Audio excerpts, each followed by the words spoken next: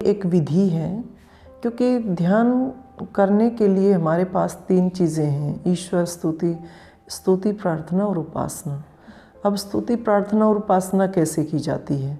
अब स्तुति जैसे हम करते हैं, कोई व्यक्ति आप देखते हैं समाज में बहुत अच्छे अच्छे काम कर रहा है, बहुत बढ़िया बढ़िया काम करता है, तो हम क्या करेंगे? उसकी प्रशंसा ही करेंगे। और हमें मान लीजिए हमारे को किसी चीज़ की आवश्यकता है और हमारे पास इतना सामर्थ्य नहीं है लेकिन आवश्यकता है, तो हम क्या करेंगे? हम उसी के पास जाएंगे जिसके पास है वो चीज़ भरपूर मात्रा में है, उसके पास जाएंगे।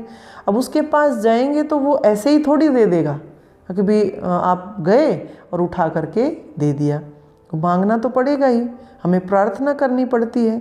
मान लीजिए हमने नौकरी की तलाश में घूम रहे हैं, अब नौकरी के लिए हम जो चक्कर काटते हैं अधिकारियों की, अब जाते ही जो है ऐसा थोड़ी है कि भाई हम जाके खड़े हो गए और हमें वो नौकरी दे देंगे, ऐसा नहीं है। उनसे बताना पड़ता है, प्रार्थना करनी पड़ती है कि हमें किस चीज़ की आवश्यकता है। और प्रार्थना जब हम करते हैं तो कोई दूर से थोड़ी करते हैं, उनके पास जा कर के करते हैं।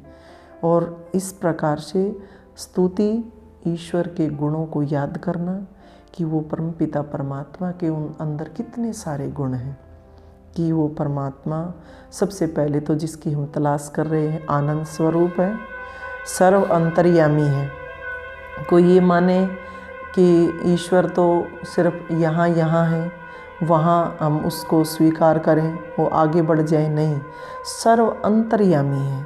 कोई इस वहम में हो कि भाई मैंने क्या पता, किसी ने जो है मेरे को जाना ही नहीं कि मेरे मन में क्या चल रहा है, मैंने वाणी से तो गलत नहीं किया, मैंने शरीर से गलत नहीं किया, लेकिन वो सर्व अंतर्यामी है, यानी हमारे अंतःकरण में, क्योंकि मन से भी कर्म होता है, अंतःकरण में किसी के प्रति द्वेष का भाव है, किसी भी प्रकार का कोई गलत भाव है, तो वो परमपिता परमात्मा हमें जान लेता है, उसी के अनुसार हमें फल देता है। तो परमात्मा सर्व अंतर्यामी है, सर्वशक्तिमान है, सर्वश्रेष्ठ है। सबसे श्रेष्ठ अगर कोई है तो परमपिता परमात्मा है, और ऐश्वर्यवान है, सर्वशक्तिमान है, सर्वव्यापी है, पूरा ब्रह्मांड उस ईश्वर के अंदर समाया हुआ है, निर्विकार है, विकारों से रहित है।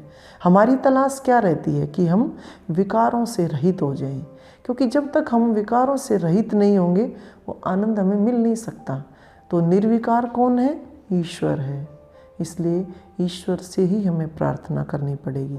निराकार है, उसका कोई आकार नहीं है, अजन्मा है, जन्म नहीं लेता कभी, अजर अमर अनंत अनादि अभय है, कोई डर नहीं। तो हमारे को आप देख रहे हैं सबसे ज़्यादा हमें डर लगता है किसी भी चीज़ की, अगर हमें आसक्ति हो जाती है किसी चीज़ में, हमें बहुत डर लगता है कहीं खो ना जाए। किसी व्यक्ति के प्रति, किसी धन संपत्ति के प्रति, किसी वस्तु के प्रति हमें आसक्ति जहाँ होगी वहाँ भय पैदा हो जाता है, बहुत ज़्यादा डरते हैं हम।